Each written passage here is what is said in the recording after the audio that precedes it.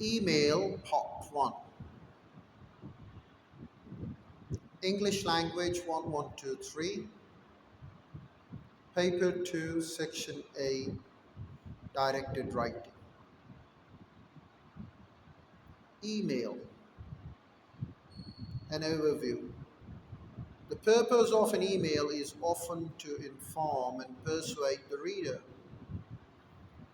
Emails are a quicker way to communicate than sending a letter by post and so are often used for ongoing situations or discussions. Email, Emails can give reader immediate feedback, opinions, or information about a certain topic. Emails can also be used to persuade the reader that the writer's view is correct and that some sort of action or decision is required.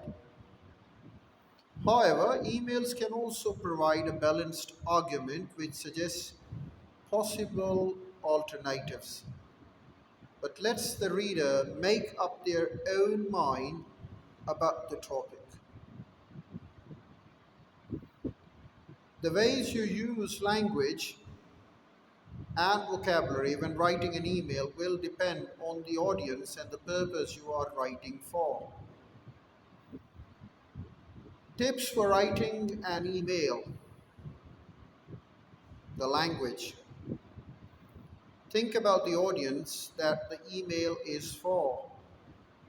Often, emails are sent to one person, but they can also be sent to multiple readers but they can also be sent to multiple readers at the same time.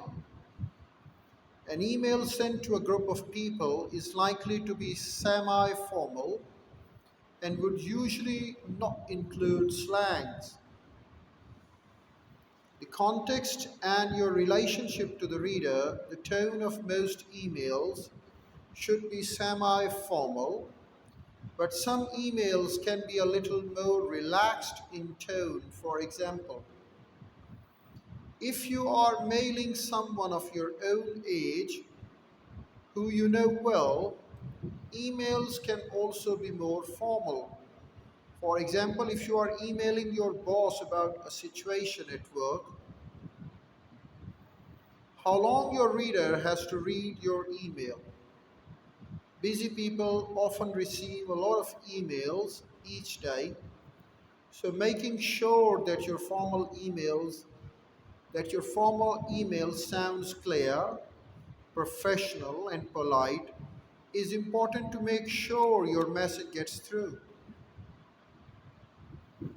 The impression you create for your reader, unless your email is to your friends and is just for social purposes, avoid using emojis or informal abbreviations such as ASAP, SM.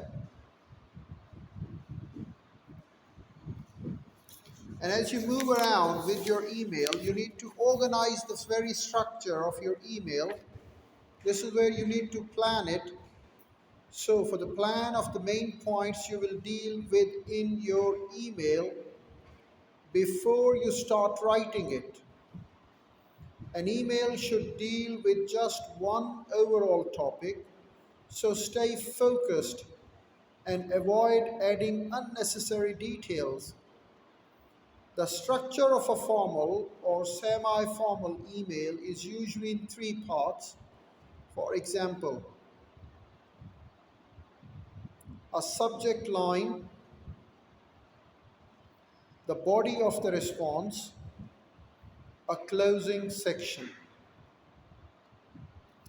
A subject line, just two or three words so that your reader can tell at a glance what the topic is. And then a brief introduction to explain why you are writing. For example, if you are emailing a stranger, introduce yourself very briefly and then get straight to the point. If it is someone you know or a response to an email you have received, you may need to remind your reader of the situation so far. The body of the response.